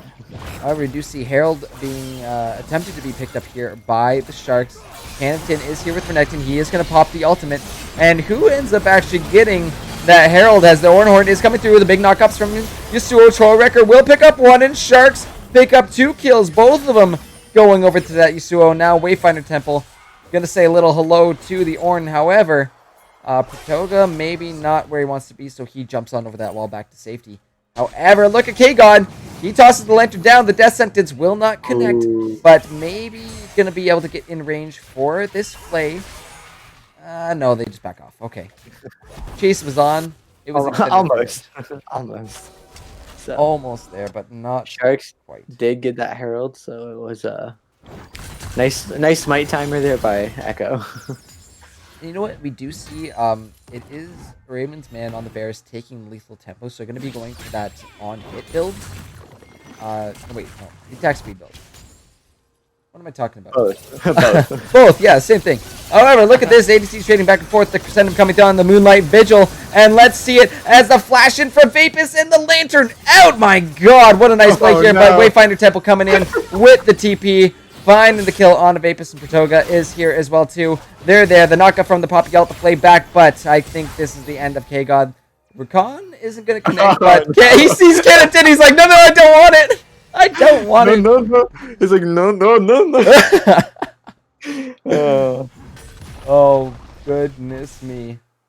That is not the place you want to be, and I think he just accepts his fate at this point. But it will be the Herald popping here in the mid lane.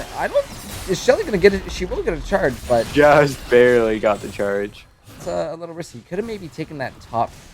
I think that might have been a better call Yeah. for the Pushing Sharks. that top lane would have kind of secured first tower, but I mean, Oh, back mid though. That is Kennington going in on a throwback of the knockup there. The Yasuo ult comes down, but is it enough? The red buff is coming, but the ultimate comes through as well too. But down in the bot lane, that's Rakan ult being popped. The play back into the Thresh box for Katoga trying to get away, but the ignite is ticking down. And it's just Ravens, man, but he's able to find Vapus, and the flay back onto this Varus is not gonna be enough, I don't think. K-God trying to get out.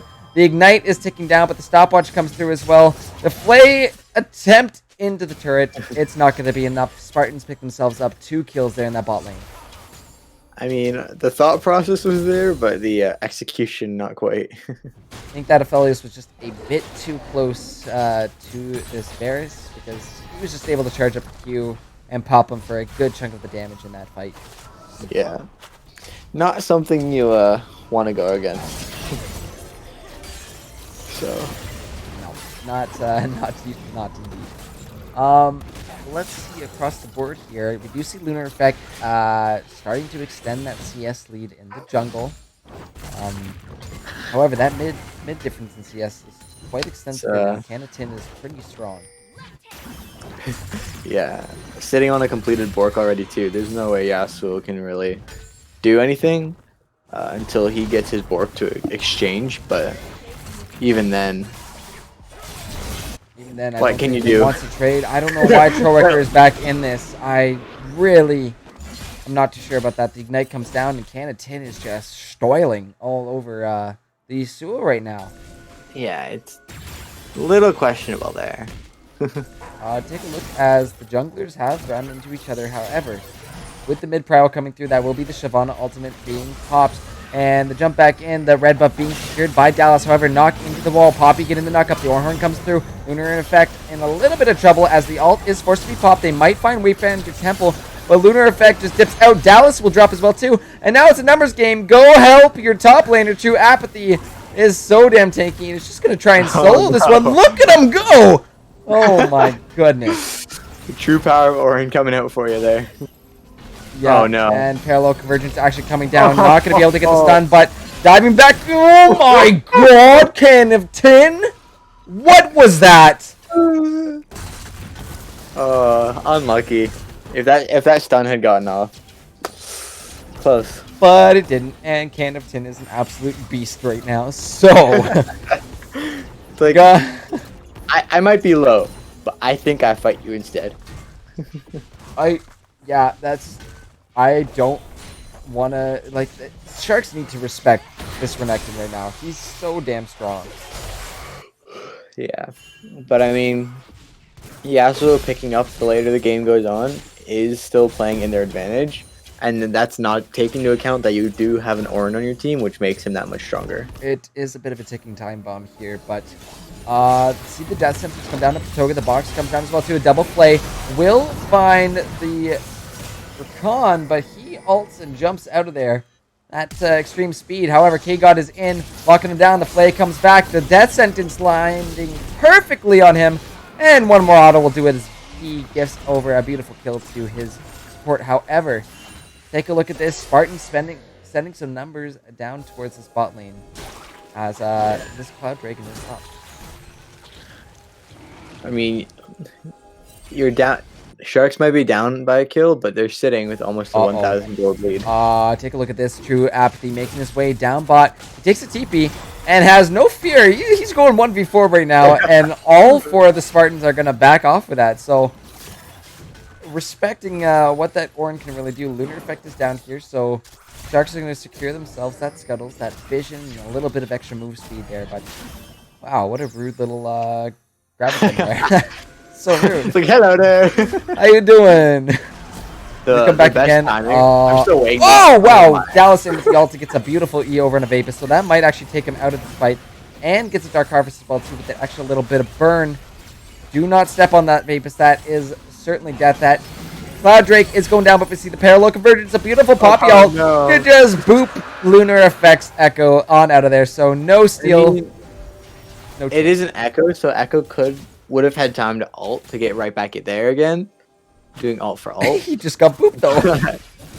Yeah.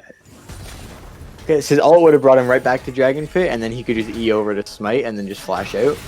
But not having flash, not having the security of a team there either wouldn't make it that worth to run through it. I just I find that quite funny. It was a nice little ward placement there, though, in that brush behind the pit. So they were able to see Lunar Effect queuing up. They know the parallel convergence was coming down as well too. So they were prepared for it, and nicely timed by Wayfinder to make sure Lunar Effect doesn't have a chance at all. However, it will be the Herald started up, but Spartans are sending number. This is going to turn into a 4v3 in favor of the Spartans. That is Pratoga getting knocked up. However, the Recon ult is popped. That's a knock up there. They are going on to Shelly, but Lunar Effect is going to be forced to pop his ultimate, and he will go down. Canatin picking himself up another kill. Troll Wrecker in a bit of trouble. He's locked down, and Canatin secures a double kill, and I believe they were able to get the Herald as well. No, Herald still going over to the Sharks. Lunar Effect showing his Smite timer mastery. Uh-oh, True Apathy in some trouble. 3v1, not the ideal situation, but a nice little flash there over to the Raptor pit. Get out of that one. But this does mean that mid tower is going down. So, I mean, not... It could have been worse. Oh my god, Moonlight Visual. Just barely flashed out of there by Ravens, man. And, death sentence, though. K-God is rolling. What is that, eh? Like, and we thought Pratoga had a good hitbox with his death sentence. Like, man's out here with his protractor lining these shots up, I swear. He's just got that protractor attached on a hinge on his computer. He's got some rig. Hold up, I'm gonna step up for you. There we go, right there. It's hooked up to his mouse, so wherever he points on the mouse, it just lines it up on his monitor. Got some 9,000 IQ set up here, but let's see as Herald spawn in the bot lane, as it will be the bot inner going down here. So Spartans gonna be losing that turret here. Sharks looking to open the map a bit, and the gold lead is still in their favor just by around 1.5k. So not a huge lead here, as we're just passing the 19.5 minute mark. Again, just like last game, I gotta look at Vapist. Why do you have a 5 vision score at 20 minutes? Please, word. Maybe he'll hear you again, and he's gonna go secure like 8 extra. Like, wait a minute. Toga is in some trouble. Death sentence back into the box, and here comes Troll Wrecker. But over the wall he goes. But over the wall, Troll Wrecker goes, and the Lantern does come through. But the knock up on to Ravens, man. This is the Yasuo we've been starting to wait for. However, Canatin is making his way up the river. Taking a little bit of poke there. His passive at least able to shield that up. But just going to take one. Not going to overgreed this too hard. Yeah. Bit by bit. That's all the Sharks need. They just need to scale. And again, bide their time until they're all ready to really pop off here. Just got to wait for that shark fin to come fully out of the water, you know?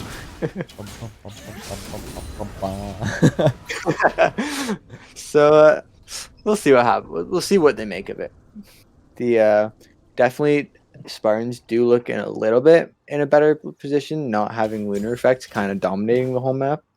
Yes, he got both those heralds, and they did give up first 2 dragons just like they did the previous game as well.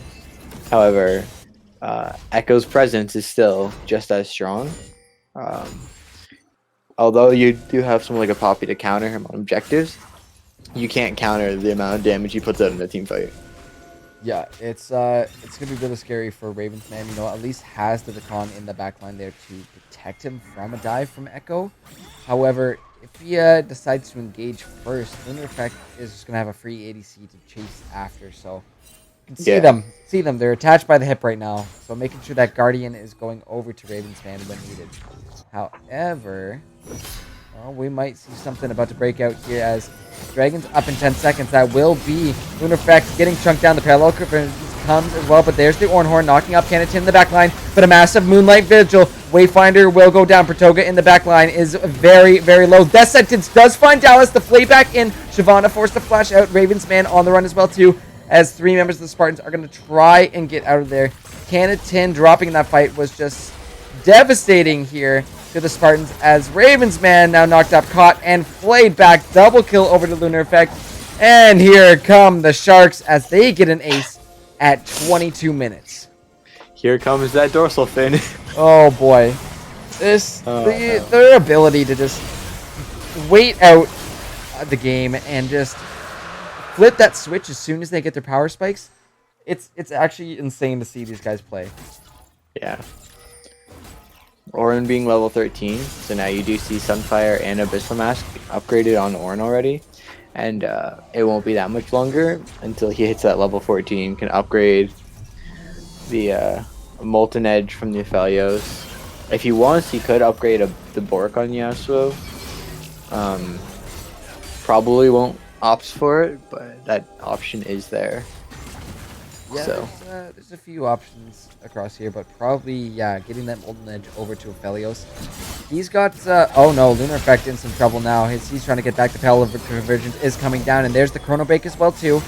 Trying to get out of this one safely. Taking him down a bit, but that is the Renekton ult pop. He's trying to go back in, but with the help of Raze Man, he's got nowhere to go. yeah, I'm not too sure what he was really just sitting there for. I don't know, but back up top, Wayfinder's in some trouble. Ornhorn comes through, and Trollwrecker picking up some kills now, and that's exactly what the Sharks want here. Wait a minute.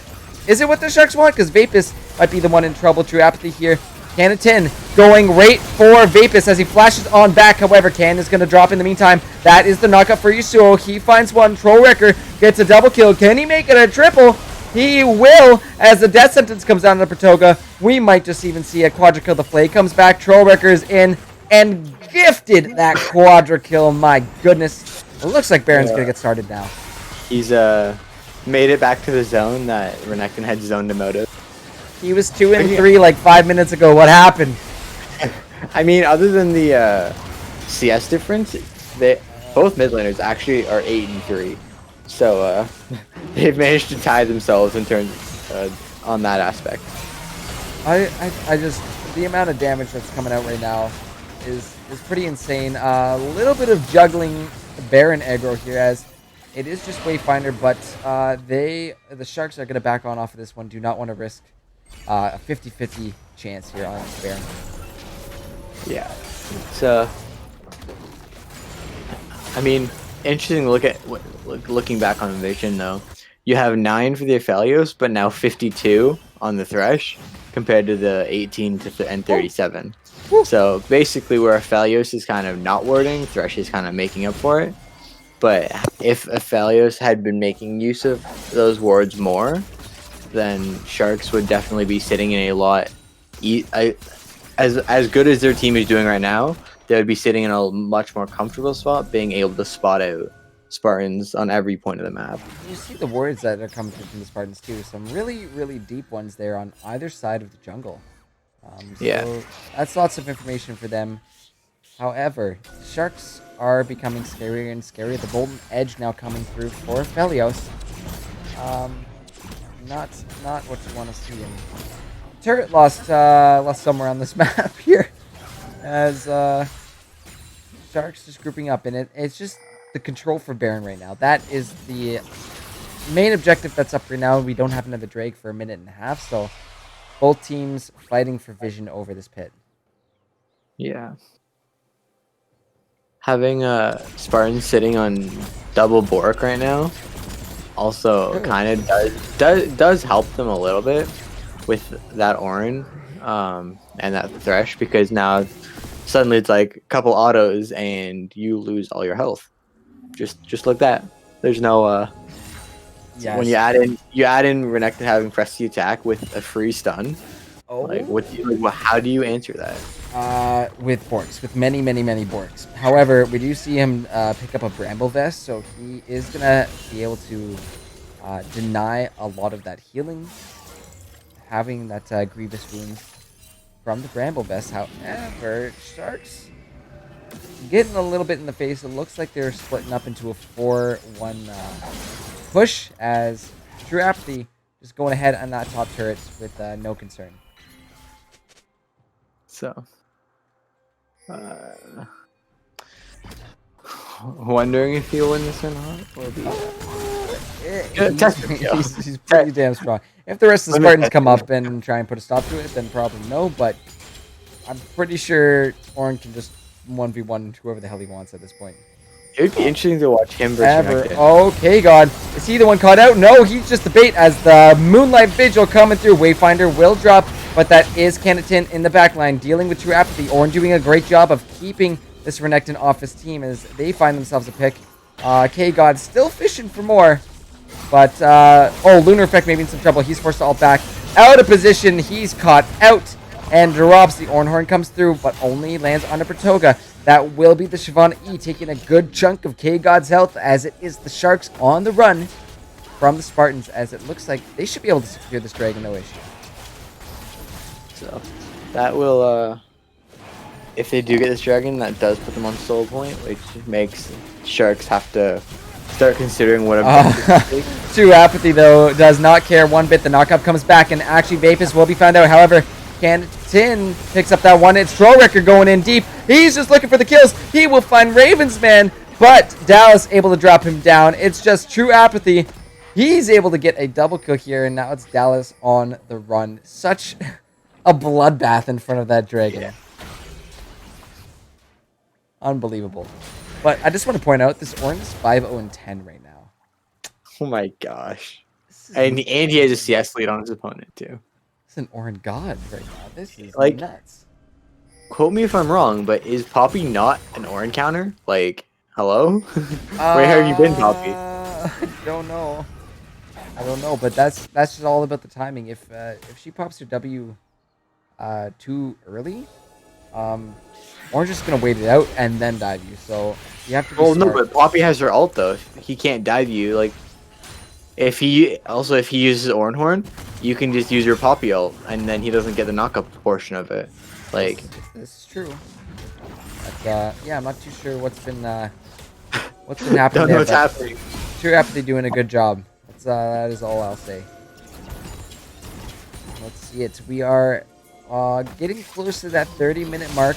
A nice death sentence over the wall. Canatin played on back, but that's actually... They're looking for Canatin. The ult comes down. The Ornhorn's there as well, too, but then they knock up, getting the Yasuo ulti down. They will find him. Ravensman is going to get a trade kill onto Troll Wrecker, so mid laners both traded. However, Sharks in a good spot here to set up for this Baron. They are going to find out Dallas as the stacks are coming through on the Echo. The ult away from Dallas. The E will not land, but in the meantime, Bape is pushing that mid lane out. And that mid inner tier tower going down as the death sentence. Oh, just narrowly missing. But Lunar Effect over the wall, finding Protoga just explodes. Oh my god. Hello. Hey, how's it going? How you doing? He finds him over the wall. I think Wayfinder might be in a little bit of trouble here, as the Crescendum, not the Crescendum, no, Severum doing a ton of damage there. That proc was, yeah, pretty damn strong, if I would say. Hold on, what is it? The Onslaught. Thank you. Yes. We got there eventually. Also, Valios does have a 40 CS lead on Varus too, so adding in the Orin item, like, his gold difference is just insane at this point. Yeah, he has the extra assists as well, which does kind of help make up. So might not have those extra 2 kills, but he also doesn't have those extra 2 deaths. So. Oh, this is a little scary. Canatin is gonna pop the ultimate, but decides not to chase this one. And I do want to bring attention to Trollworkers Yasuo. Has the Bork, has the Phantom Dancer, has his Greaves, and is now just one Negatron Cloak. Is it no, it's not the Negatron Cloak. One Crit Cloak away from completing his IE. However, we're about to duke it out again as Trollworker maybe in a little bit of trouble. He goes in with the ultimate, and it will be Pratoka going down first. Then it will be Canatin. Those Crescendum Blade just shredding apart the poor Renekton. That is not what you want to see. It looks like they're going to go ahead and start up this Baron. Troll record decently low. Also, Lunar Effect decently low. Yeah, needs to back off from that Shyvana. However, here comes the Ornhorn. Gets slow onto 2. That will be Raven's Man getting knocked up. And Vapus, not too sure of that one just because not having vision in that part of the jungle there is enough to deter him. However, back onto the Baron they go. They're going to start it up. However, there is the control ward in the back. The Sharks will clear that one out. Pro Wrecker in not the best of spots. He is a little bit low, but the wind wall is there for extra security. And Sharks pick up this Baron. Yeah, it's I mean, your Sharks are sitting on almost what? It's about a 6K gold lead. So between CS numbers, other than the Yasuo being down 70 CS almost, you do have the CS lead in jungle. You have the CS lead bot lane. You even have the CS lead between the supports. So adding in adding in their extra kills they have as well. Now adding in Baron, they can make a lot of use with their Baron with their advantages that they already have. But if they play it wrong, it could really bite them. It could, but it looks like we're about to set up for a dragon fight. This is sold for the Spartans, so oh, the big flay from the back from K-God gonna set up Pro Wrecker perfectly. Vapus is there as well too, gonna be able to find Wayfinder. Lunar Effect goes ahead and cleans up Canatin. They're looking for this dragon. Windwall comes through, but Troll Wrecker he's got his items. This is the build Yasuo was waiting for. This is what the Sharks were waiting for all game, and now Lunar Effect in just to give himself a triple kill, pad those stats a little bit, and get the ace for his team. But I think this just might be game. The death timers now are a little bit too long. They've got Baron. They just picked up a dragon. I think this is all she wrote for this one. Yeah, it's I mean, even if Spartans do manage to spawn back in, what do? You'll be facing 0 Nexus towers. Yeah, I don't think it's going to be possible. Nexus Tower's just getting shredded along with the Nexus. So this one will be it. Sharks pick up a 2-0 night and extend their winning streak to 16 games in a row. That is just insane. Holy crap. Definitely a league record.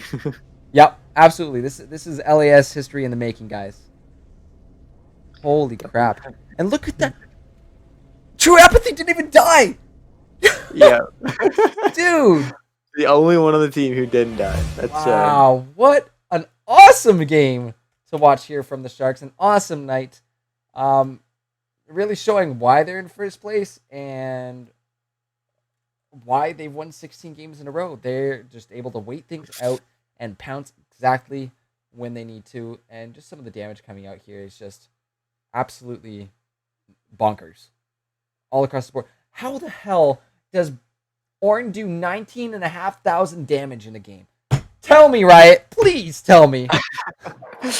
I mean, you have that Sunfire, which gets upgraded, so like, being in a backline like that, it does deal decent amount because it scales with your HP, right? So I suppose. you basically sit, like it's. I think it's more like it's a lot, but you're also facing like it's the small numbers that add up over time. Oh, like in a 35-minute game, if you're standing on top of the whole team, like your Sunfire alone would give you like over 1,000 damage. So yeah, and just incredible stuff coming out of the Sharks tonight. We are going to, before we go and finish off our night, we will have the poll up for player of the game. So guys, go ahead Make sure to get those votes in. This will be open for 2 minutes, so let's see those votes come through and let us know who you think deserves player of the game. The poll is now live, so go ahead and get those votes in. But yeah, what a hell of a game here. Just again, just to bring up the damage for you guys. So yeah, He's a tank. He's a tank. It doesn't make any sense. welcome to League of Legends. Nothing makes sense here. Nah, it's not even nothing makes sense here. It's more we make it so that full HP tanks will one shot ADCs. Yes. Balance. Yes, much balance. Thank you, balance team. Oh my god. Yep. I mean, you our ADCs can't argue because they all got 30 maximum health recently. So. Woo. Woo. Woo. Yeah. That's just a feels ADC, man. But yeah, this is insane. To be seeing some of this skill, and just the insane amount of synergy coming through for the Sharks. Like this is insane. I'm so pumped to see how this goes in playoffs. Because really, they've just been dominating this league.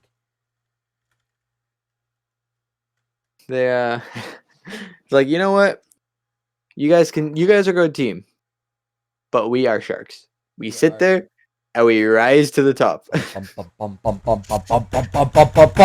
16 game winning streak for them as they finished it out. Will they carry this longer or not is a better question. That's a good question. But poll is just about to close, so make sure you get those last minute votes in for who you think deserves player of the game. That's going to be closing soon. So as soon as I get those results, we're going to be flipping on over to announce that one. But truly some crazy stuff going on here tonight. So Sharks mental. to last in games when you're like game 1 they were down 8-1. Like yes, like they had I think they had 2 lanes that were up in CS, but otherwise they were down 7 kills. Like to have the mental to not be like, oh, like it's like, okay guys, we're drafting for a specific moment, we just sit here and wait. Like I'm blown away. This honestly, it's awesome stuff coming out of the Sharks. They really showed. All it takes is 1 week apparently to get the synergy together. Yeah. But over to player of the game, you guys voted, and it will be that big old tanky Orn boy up in the top. True Apathy going 5-0-14 on the Orn. 0 deaths. Sharks do not bleed tonight, and they have not bled for now 8 weeks? 8 weeks. 8 weeks. Thank you, math hard. What is math? I don't know. I stay away from it. But yeah, awesome showing by the Sharks tonight. Congratulations, guys. So next week will be our final week of the summer split. Week 10, gonna be, I believe, the Gators facing off against the Phantoms. So Overcomers, that you? Yep, that's me. Yeah, damn right. See me on Monday. See me on Monday, boys. All right, perfect. And ladies, can't you say boys? Yep. But yeah, sure to be an exciting way to finish off this summer split, and it's been a hell of a split. And of course, if there are any tiebreaker games needed, those are going to be played immediately after the regular 2 games. So make sure to stick around and stay up to date with any tiebreakers if those happen. And if you want to stay up to date with any stats, standings, or trades, make sure to head on over to our Instagram at LAS_esports. But I think that's going to be it from us tonight. Thank you once again, everybody, for all those follows, all those bits coming through. I see a few from last night. Kiddo Cosmic, you're a beauty. But yeah, thank you so much, guys, for all the love and support you guys bring. I hope you have a wonderful night. Hope you're staying safe and healthy. And take care, guys. We'll see you next Monday for Week 10.